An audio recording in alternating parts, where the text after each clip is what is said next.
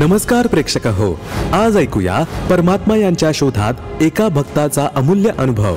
किशोर चंद्रकांत जांभळे नाशिक जिल्ह्यातील एक माजी सैनिक आणि सध्या सिक्युरिटी जॉब आणि सलून व्यवसायात कार्यरत आहेत। त्यांच्या आधीच्या जीवनात त्यांनी कानिफनाथ, श्री श्री रविशंकर, शिर्डी साईबाबा आणि इतर देवी देवतांची भक्ती केली, परंतु त्यांनी केलेल्या या भक्तिविधींमुळे त्यांना मानसिक आणि शारीरिक लाभ मिळाला नाही। त्यांच्या कुटुंबात सतत दुःख आणि कर्जाचं ओझं होतं, ज्यामुळे ते नेहमी तणावाखाली राहत असे। 2012 मध्ये त्यांच्या जीवनात संत रामपालजी महाराज यांचे ज्ञानगंगा पुस्तक आले, ज्यामुळे त्यांच्या जीवनात संपूर्ण बदल झाला। पुस्तकाच्या वाचनानंतर आणि सत्संग पाहून त्यांनी संत रामपालजी महाराज यांच्याकडून नामदीक्षा घेतली। नामदीक्षेच्या शक्तीने त्यांच्या जीवनातील कर्जाचे ओझे, शारीरिक व्याधी तसेच मानसिक ताणतणाव पूर्णपणे नाहीसे झाले। त्यांच्या कुटुंबातील आजारपणही दूर झाले आणि त्यांनी सुख शांतीने जीवन जगण्यास सुरुवात केली, जिथे त्यांनी संत रामपालजी महाराज यांच्या मार्गदर्शनाने मोक्षाचा खरा मार्ग शोधला। चला तर ऐकूया त्यांचे अनुभव त्यांच्याच शब्दात। नमस्कार सतसाहेब, आपलं नाव? किशोर चंद्रकांत जांभळे। आपण कुठून आलात? दिंडोरी, नाशिक।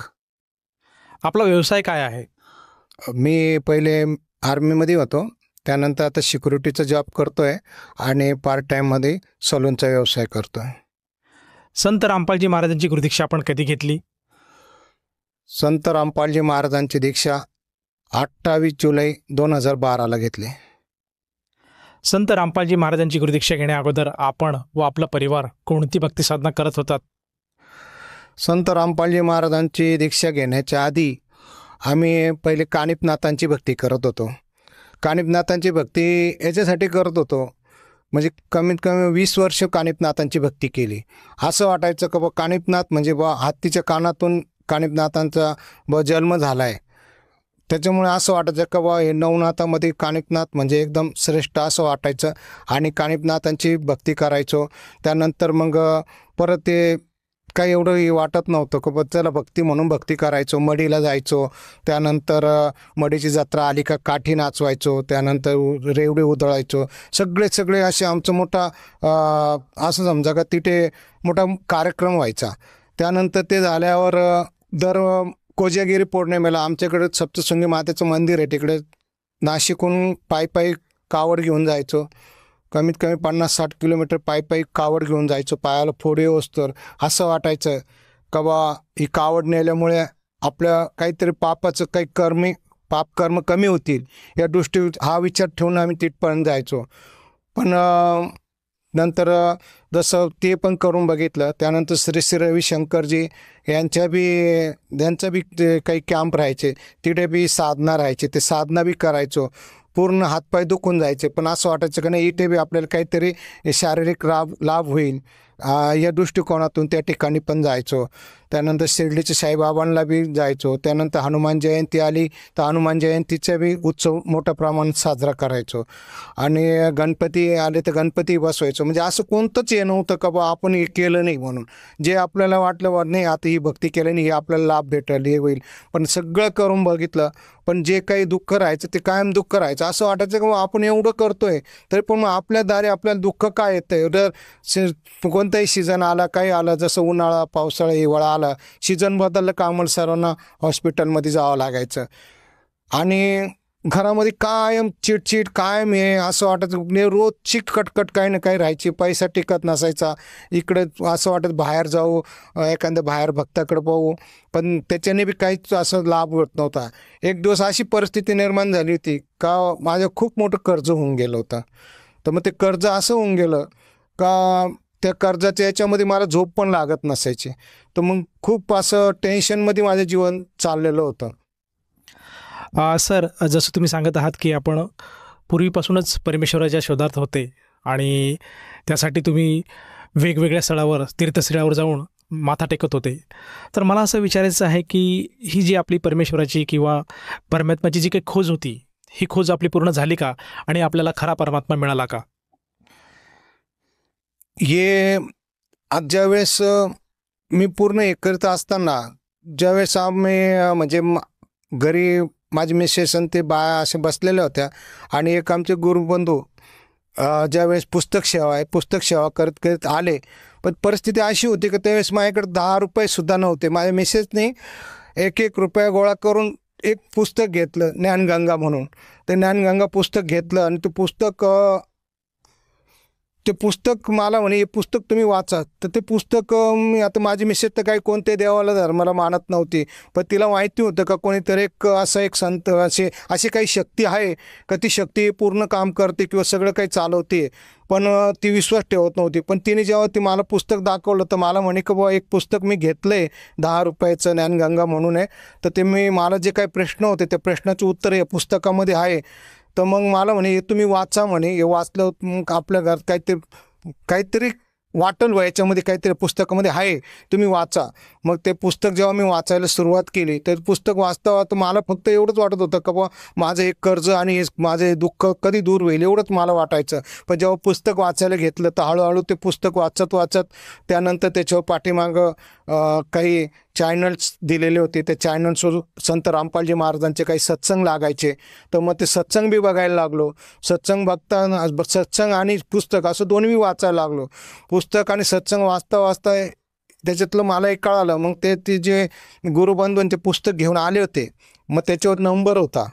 त्या नंबरला मी कॉल केला आणि त्यांना बोलून घेतलं का म्हटलं आम्हाला पुस्तकाची पूर्ण माहिती द्या. मग त्याने एक दिवस येऊन आम्हाला पूर्ण माहिती दिली. ती माहिती दिल्यानंतर मग मी एकटाच मग घरच्यांना काही बोललो नाही, मी एकटाच गेलो होतो. मग बरवाला इथे गेलो त्यांच्याबरोबर. मग बरवाल्याला गेल्यानंतर मग तिथे सांगितलं का बा त्यांचे काही असे नियम होते का, असे काही नियम होते का. त्याच्यामध्ये त्यांनी सांगितलं का तुम्हाला हे असे नियम राहतील. तर म्हटलं मला नियम सगळे माहिती आहे, पण मग नियम मान्य केले आणि मी तिथे संत रामपालजी महाराजांची नामदीक्षा घेतली. सर, तुम्ही आता असा उल्लेख केला की संत रामपालजी महाराजांचे काही नियम होते आणि ते नियम आपण मान्य केले. तर असे संत रामपालजी महाराजांचे काय नियम आहेत की ते तुम्ही मान्य केलेत? संत रामपालजी महाराजांचे नियम असे होते का बा आपण तंबाखू खायचे नाही, गुटखे खायचे नाही, विडी सिगारेट प्यायचे नाही, नॉनव्हेज खायचं नाही, दारू प्यायची नाही. हे सर्व काही नियम होते. आणि याच्या आधी म्हणजे मी हे सर्व काही करत होतो. खूप सोडायचं, हे व्यसन सोडायचा मी प्रयत्न केला होता, पण माझं काही व्यसन काही सुटत नव्हतं. पण आता त्यांनी जे नियम सांगितले ते नियम म्हटलं मग. आणि मी पहिले आर्मीमध्ये असल्यामुळे मग ते काय सर्व काही मला सर्व व्यसनाने मी जडून गेलेलो होतो. आणि याच्यातून जेव्हा मला नियम सांगितले तर मी म्हटलं मला हे सर्व नियम मान्य आहे. आणि त्यानंतर मी सर्व नियम मान्य करून मग मी मध्ये नामदीक्षा घ्यायला गेलो. सर, जसं तुम्ही सांगत आहात की संत रामपालजी महाराजांचे जे काही नियम आहे हे एक समाज सुधारासाठी नियम आहेत. जसे की कुठल्याही प्रकारचं व्यसन माणसाने करायला नको, त्याचप्रमाणे मटण, मांस, मच्छी या गोष्टीचा त्याग करायला हवा, म्हणजे एक प्रकारे सात्विक जीवन माणसाने जगायला हवं आहे. तर हे नियम आपल्याला पटले आणि आपण संत रामपालजी महाराजांची नामदीक्षा घेतली. तर जेव्हा आपण सद्गुरू संत रामपालजी महाराजांच्या शरणात आलात त्यानंतर आपल्या आयुष्यामध्ये काय चेंज आढळला? संत रामपालजी महाराजांचं जेव्हा मी नाम घेतलं आणि नाम घेतल्यानंतर ज्यावेळेस सगळ्यात पहिले तर मला जसं तिकडनं आल्यानंतर माझं सगळ्यात पहिलं घरातले सगळे दवाखान्याचे रोगराई निघून गेली. आणि रोगराई गेली म्हणजे असं का मग मी नामदीक्षा घेऊन आल्यानंतर माझ्या सर्वांना घरातल्यांना, माझे मिसेस, माझ्या मुलांना घेऊन मी त्यांना बी नामदीक्षा दिली. आणि त्यांना बी नामदीक्षा दिल्यानंतर आमच्या घरातला पूर्ण दवाखान्याचा खर्च म्हणजे दवाखाना कोणी आजारीच पडलं नाही, म्हणजे ते एक आम्हाला लाभ झाला. आणि असे खूप लाभ आहे. परत आमच्या एक छोट्याशा घरामध्ये राहत होतो, पण परमात्माच्या कृपेने आज 1.5 गुंठ्याच्या प्लॉटमध्ये माझं मोठं म्हणजे चांगल्या प्रकारे बंगल्याचे काम झालं, गाडी आली. जे माझे जे काही स्वप्न होते ते स्वप्न या मार्गात आल्यानंतर पूर्ण झाले. आणि सगळ्यात मेन महत्त्वाचं म्हणजे असं का या मार्गामध्ये आल्यानंतर मला तर कधी माहीत नव्हतं का मोक्ष काय असतो, किंवा मोक्ष तर कधी विचारही केला नव्हता का आपल्याला मोक्षाचं मार्ग काही कुठे भेटेल म्हणून. पण जेव्हा ही भक्तीच्या साधनेला लागलो आणि भक्ती साधना करता करता याच्यामध्ये हे बी कळालं का मी तर फक्त दुःख दूर होण्यासाठीच आलो होतो, पण सगळ्यात मोठा लाभ असा झाला का मला इथे सगळ्यात म्हणजे मोक्षाचा मार्ग भेटला. आणि ते बी मोक्षाचा मार्ग असा भेटला का जे आपल्या सद्ग्रंथामध्ये सगळं प्रमाणित आहे, पण आजपर्यंत आपल्याला कोणी ते उलगडून सांगितलंच नव्हतं. ते संत रामपालजी महाराजांनी प्रत्येक सत्संगामध्ये आपल्याला उलगडून सांगितलं आहे. गीता, बायबल, कुराण, पुराण याच्यामध्ये सगळ्यांमध्ये त्याच्यामध्ये आपल्याला सांगेल पूर्ण मोक्षाचा मार्ग कसा आहे काय. पण आजपर्यंत कोणत्याही संत महंताने आपल्याला ते सांगितलं नाही. ते संत रामपालजी महाराजांनी पूर्ण रूप करून म्हणजे पूर्ण एक एक शब्द वाचून आम्हाला सांगितलं. त्याच्यावरून आपल्याला कळलं का आपण इथून पूर्ण मोक्षाला जाणार आहे. सर, जसं तुम्ही सांगत आहात की केवळ संत रामपालजी महाराजांनीच मोक्षाचा मार्ग सांगितला, परंतु आज दुनियामध्ये, जगभरामध्ये बरेचसे साधू संत आहेत आणि मानव समाजाच्या कल्याणासाठी ते प्रत्येक मानवाला काही संदेश देतात. तर आपण असं का समजू शकू की केवळ संत रामपालजी महाराज हेच केवळ मोक्षाचा मार्ग सांगतात? संत रामपालजी महाराज जेव्हा जेव्हा बी सत्संग करता त्यावेळेस आपले पूर्ण सद्ग्रंथ आहे ते सद्ग्रंथ पूर्ण खोलून बोट ठेवून आपल्याला वाचून दाखवतं का याच्यामध्ये आपल्या सद्ग्रंथामध्ये सर्व काही दिलेलं आहे. पण जसं आज इतर जेवढे म्हणजे सत्संग असतात किंवा जे बी काही साधू संत आहे, आजपर्यंत एकही साधू संतांनी आपल्याला ते पूर्ण सद्ग्रंथ उलगडून सांगितले नाही. त्यामुळे पूर्ण माहिती भेटते का सगळं काही जे आहे ते संत रामपालजी महाराजांनीच आपल्याला पूर्ण माहिती देऊ शकता. सर, संत रामपालजी महाराजांनी जे काही आपल्याला शास्त्रानुसार भक्ती सांगितली, त्या भक्ती साधनेतनं आपल्याला व आपल्या परिवाराला काही अनुभवायला मिळालेत का? अनुभव म्हणजे असं आहे का आजपर्यंत आपण म्हणजे जसं सांगितलं, जसं कोणी सांगितलं तुमची शांती करा, हे करा, ते करा, तर आम्ही सगळं ते करतच राहिलो. म्हणजे त्याच्यामध्ये अशी कोणतंही तथ्य नव्हतं. सांगितलं का जे करायचो हे कशासाठी का बा चला आपल्याला सुख काही लाभल. पण ज्यावेळेस सद्भक्ती जी कळाली का सद्भक्ती फक्त संत रामपालजी महाराजांनी जे याच्यामध्ये सांगितली, गीता, पुराण, वेदमध्ये जे लिहिलेलं आहे तेच वाचून सांगितलं, त्याच्यावरून कळालं की ही सद्भक्ती आहे. आता याच्यामध्ये असं आहे का ज्यावेळेस दरवर्षी रामवारी म्हणून एक राहायची. रामवारी म्हणजे रामकुंडामधून पायी रामकुंडात आंघोळ करून पायी त्र्यंबकेश्वरला जायचो. पण असं जात असताना एक वेळेस काय झालं का माय पायाला आहे ना पूर्ण फंगस होऊन गेलं. त्याच्याने पाय माझे पूर्ण खराब होऊन गेले. पण ज्यावेळेस मी संत रामपालजी महाराजांचं नामदीक्षा घेतली तर त्याचं माझं पूर्ण फंगस म्हणजे व्याधी माझी पूर्ण निघून गेली, पूर्ण पाय माझे चांगले होऊन गेले. आणि कोणतेही गोळी औषध काही घेतलं नाही. याच्या आधी मी पूर्ण त्यांच्यावर खूप क्रीम हे ते खूप म्हणजे पायाला अशा शीतपळसाचं सालून ओलून निघतं त्या पद्धतीने माझे पाय ओलून निघायचे. पण त्यानंतर जेव्हा मी रामपालजी महाराजांची दीक्षा घेतली तेव्हा माझे पूर्ण बरं होऊन गेलं. आणि घरामध्ये तर ते शांती तर राहिलीच. व शांती तर म्हणजे सगळं सुखशाही आम्हाला लाभली. सर, जसं तुम्ही सांगत आहात की संत रामपालजी महाराजांच्या शरणात आल्यानंतर आपल्या जीवनामध्ये अमूल्य असा बदल झाला, तर ह्या बदलामधून आपण आपल्यासारखे जे आपले मित्रपरिवार आहे, जे आपले आप्तेष्ट आहे, नातलग आहे आणि जो समाज बांधव आज TV चॅनलच्या माध्यमातून आपल्याला बघत आहेत, या सर्वांसाठी आपण काय संदेश द्याल? माझे मित्र, दोस्त, परिवार आणि समाज बांधव जे काही TVवर जे आता बघताय त्यांना एकच विनंती करेन का संत रामपालजी महाराजांचे लवकरात लवकर नामदीक्षा घ्या आणि आपला पूर्ण मोक्ष मिळवा. सर, जसं तुम्ही सांगत आहात की आज समाजाने संत रामपालजी महाराजांचं ज्ञान समजून घ्यायला हवं आणि त्यांच्याकडनं नामदीक्षा घेऊन आपल्या जीवनाचं कल्याण करायला हवं, तर ह्या अनुषंगाने जर एखाद्या साधकाला जाणवलं की आपण सुद्धा संत रामपालजी महाराजांची नामदीक्षा घ्यावी, तर ती व्यक्ती नामदीक्षा कशी घेऊ शकेल?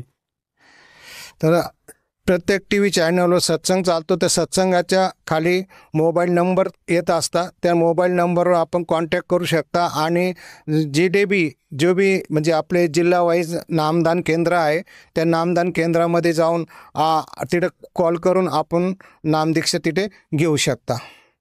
सर, जसं तुम्ही सांगत आहात की आज महाराष्ट्रामध्ये प्रत्येक जिल्ह्यामध्ये नामदान केंद्राची सुविधा उपलब्ध आहे आणि साधक तेथे जाऊन नामदीक्षा घेऊ शकेल, तर त्या साधकाला त्या नामदीक्षेसाठी किती पैसे आकारले जातात? इथे नामदीक्षासाठी 1 रुपया पण आकारला जात नाही. पूर्ण मोफत नामदीक्षा दिली जाते. जे काही नामदीक्षा दिल्यानंतर जी काही सामुग्री ती पूर्ण फ्रीमध्ये दिली जाते. धन्यवाद. सत साहेब.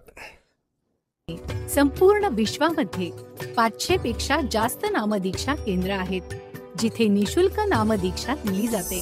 निशुल्क नामदीक्षा प्राप्त करण्यासाठी आणि अधिक माहितीसाठी संपर्क करा 7030303951 7030303952. अद्वितीय आध्यात्मिक ज्ञान वाचण्यासाठी, पाहण्यासाठी आणि ऐकण्यासाठी संत रामपालजी महाराज ॲप अवश्य डाउनलोड करा किंवा आमची वेबसाईट www.jagatgururampalji.org वर विजिट करा. आम्हाला सोशल मीडियावर फॉलो करा. सर्व पवित्र धर्मांच्या पवित्र शास्त्रांवर आधारित प्रमाणित अनमोल पुस्तक ज्ञानगंगा किंवा जगण्याचा मार्ग यापैकी कोणतेही एक पुस्तक निशुल्क मागवण्यासाठी आपण आम्हाला आपले पूर्ण नाव, पूर्ण पत्ता, पिनकोड आणि फोन नंबर सह लिहून 7030303951 किंवा 7030303952 या नंबरवर SMS करू शकता किंवा 7030303950 या नंबरवर व्हॉट्सअप देखील करू शकता.